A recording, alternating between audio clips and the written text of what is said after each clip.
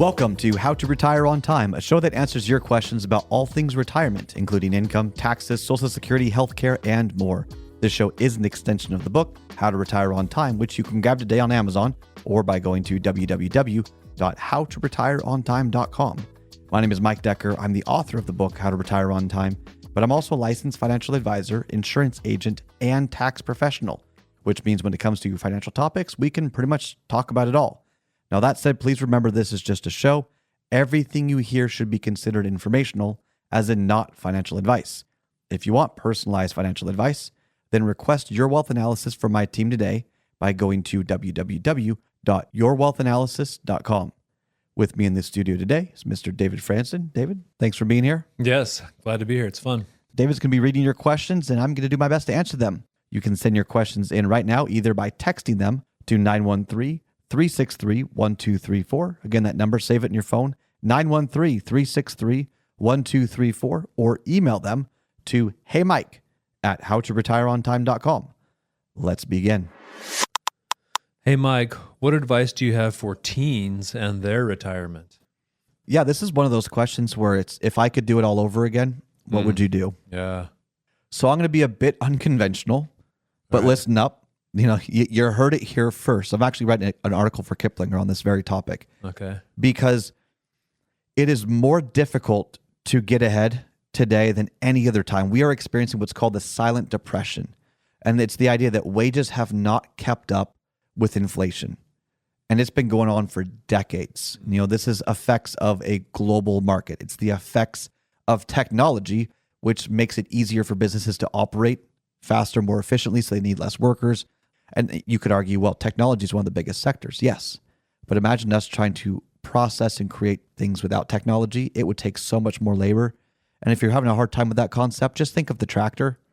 When the tractor was invented, you needed less people on the farm. Technology is a disruptor. It's a wonderful thing. But we're living in a different time, and wages just haven't kept up with inflation.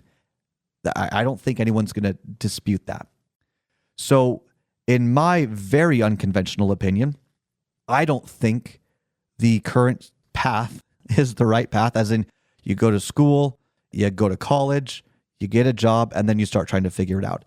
I think, again, just my opinion, that a 16-year-old should try and get a job and try to make at least $6,000 to $7,000 a year.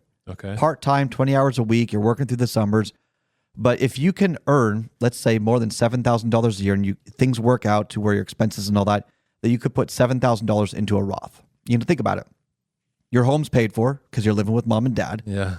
Most of your expenses are paid for. Mom and dad, don't force them to pay for gas if you can afford it. Don't force them to buy a car if you can help them. Like, those are ways that if they can just work and put their income into a Roth IRA, and they save $7,000 when they're 16 years old, 17 years old, and 18 years old, and then they invest it in equities, not a stock bond fund portfolio, in equities, in stocks, which are one of the highest growing asset classes, sectors. It's where most people can make a lot of money with a low barrier of entry. And you don't need to have a lot of money to buy an ETF today. They've made it very simple. But now just think about what we just did.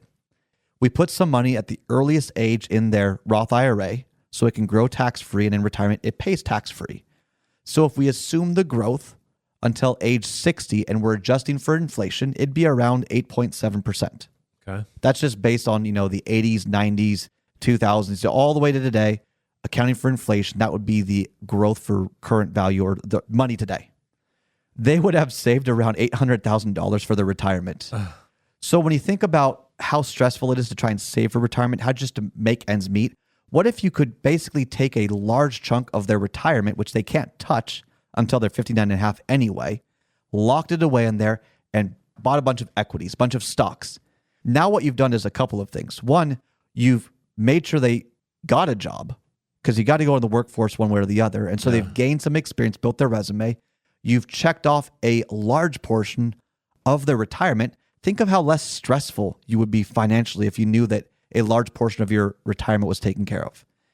And then, again, just my unconventional opinion here, and then you would send them to a better job to where they're exploring their options.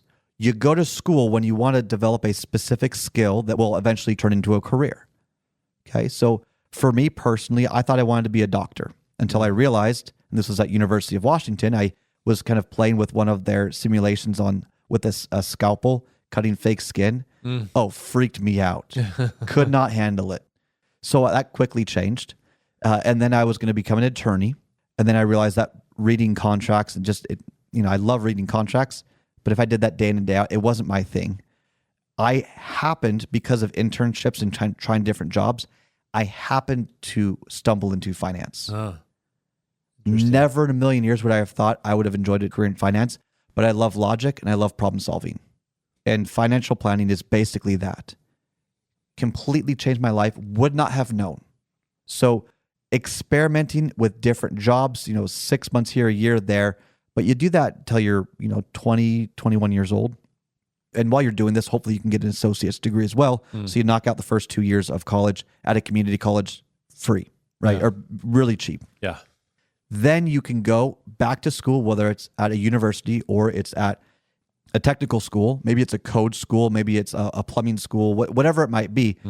But now you understand the skill you want to develop to create a career out of it. Oh, and by the way, remember, you got a lot of your retirement taken care of. How much financial stress has been taken off by that one action? And how much better could you craft your understanding of who you are as a person? We don't want to follow our passions. We got to figure out what we're passionate about to begin with. And the only way you're going to be passionate about something is if you try it out and you become good at it. We're passionate about things we believe we're good at, really. So that's my unconventional bit. And by the way, here's just some fun other numbers for you. Instead of 8.7, let's say the markets just take off and things just end up in your favor, and we averaged around 10% year over year, accounting for inflation and all that. That was the net of inflation amount.